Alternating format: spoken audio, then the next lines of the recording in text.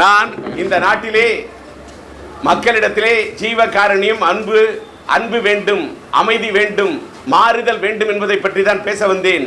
தேர்தலை பற்றி தம்பி கேட்கக்கூடிய கேள்விக்கெல்லாம் இது பதில் சொல்ல தருணம் அல்ல என்று சொல்லி விடைபெறுகிறேன். ஜீவகாருண்யம் மேல் ஓங்க வேண்டும் என்றுதான் நான் சொல்கின்றேன். மேன்மேலும் மேல் ஓங்க வேண்டும். ஜீவகாருண்யம் இருந்தால் இந்த நாட்டிலே ஏன் இந்த குழப்பங்கள்? ஜீவகாருண்யம் மேலோங்க வேண்டும். அன்பே தெய்வம், அன்பே கடவுள், லவ் இஸ் காட். இந்த லவ் என்று சொன்னால் தூய அன்பு, தூய உள்ளங்களின் அந்த அன்பு தான் இந்த உலகத்தை வாழ வைக்கும். நீங்க ஜீவகாருண்யம் மேலோங்குமான மேலோங்கும். உள்ளுவதெல்லாம் உயர்வுள்ளல். நல்ல சிந்தனை இருந்தால், நல்ல சிந்தனையை தருவதற்கு, மோட்டிவேஷனை உருவாக்குவதற்கு மனிதர்கள் இருந்தால், நல்ல ஆன்மாக்கள் இருந்தால், நல்ல ஆத்மாக்கள் இருந்தால், நல்ல உள்ளங்கள் இருந்தால், இதயங்கள் இருந்தால் நிச்சயமாக ஜீவ காருண்யம் மேலோங்கும். அருட்பெருஞ்சோதி, தனிப்பெருங்கருணை.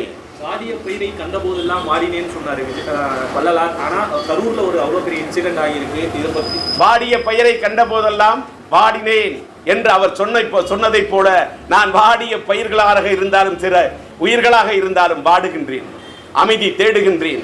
ஆன்மாக்கள் சாந்தி அடைய வேண்டும் என்று ஆண்டவனிடத்திலே, இந்த ஜீவகாருண்யம் மேலோங்க வேண்டும் என்று ஆண்டவனிடத்திலே என் கோரிக்கை வைக்கின்றேன்.